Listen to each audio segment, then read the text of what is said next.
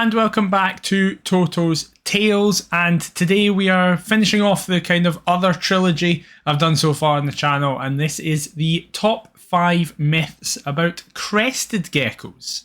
Yeah, so we've already done 5 myths about snakes, we've already done 5 myths about leopard geckos, so we're closing it out with 5 myths about crested geckos. There's less going about, it seems, because it's more of a unique species, so people just kind of don't know enough, but that does lead to some myths that today I'll be going through and kind of saying, no, that's not right. The first crested gecko myth is that for some reason, some people don't think crested geckos have teeth.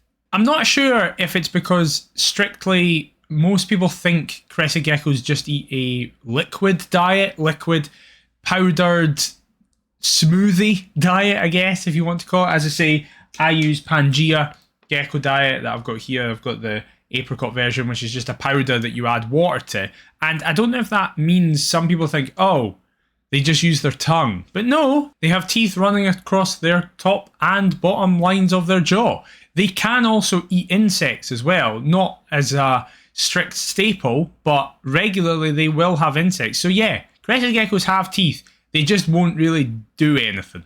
Myth number 2 is that crested geckos are silent animals. A lot of times people will get crested geckos because they're good beginner pets, and parents, especially of kids who are getting them, go, that's a completely silent pet, it won't make any noise. And listen, yeah, for 99% of your crested gecko's life, it's probably not going to make a lot of noise. You could go your entire life without hearing your crested gecko make any noise, but they can make noise, they can chirp. It's often a negative, it's often a sign of stress or something like that, but they also do it when they're mating, and occasionally your crested gecko could just chirp at something because they're either curious, they're either stressed, they're either trying to be defensive, or they're just horny. The third myth is that apparently crested geckos will never drink standing water. Now, typically the way crested geckos get liquid into their bodies is by, if in captivity, we spray our enclosures, then the droplets on the glass / terrarium generally / the plants and decor, all those little droplets, the crested gecko will go about like a little hoover and mow them up. Also, through their bodies, they get moisture in. And that's true, that's absolutely the case. However, there is no signs that crested geckos don't benefit from having standing water, such as a small water bowl, and actually, there's a lot of documented instances of crested geckos drinking from standing water. For example, I regularly spray Grogu's enclosure, so that's how he gets most of his moisture. However, I also have a little water bowl beside his food bowl, just in case he wants to actually go, and whilst I've never caught him actually drinking from it, I've caught him sat on it, so he knows it's there.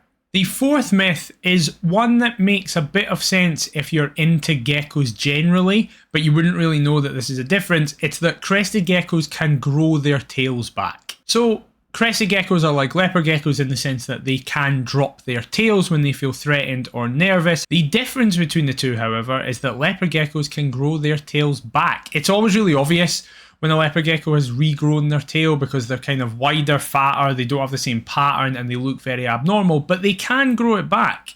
Whereas for a crested gecko, it is one and done. They get nicknamed frog butts when they drop their tails because they kind of look like little frogs, but that's it. Once it's gone, it's gone. So it's even more important to try and keep your crested gecko from dropping its tail.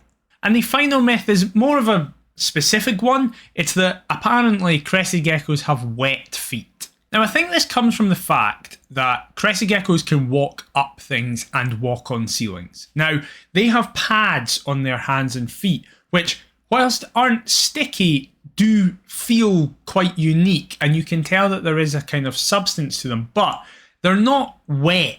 You wouldn't feel slimy if you've held a crested gecko. They just feel like any other reptile. If they were amphibians, then yeah, they'd be wet. But no, despite being able to stick to things, crested geckos do not have wet, slimy, or sticky feet.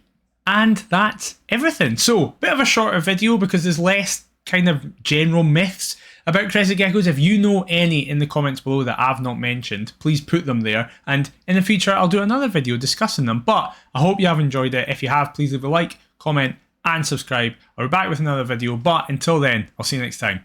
Bye bye.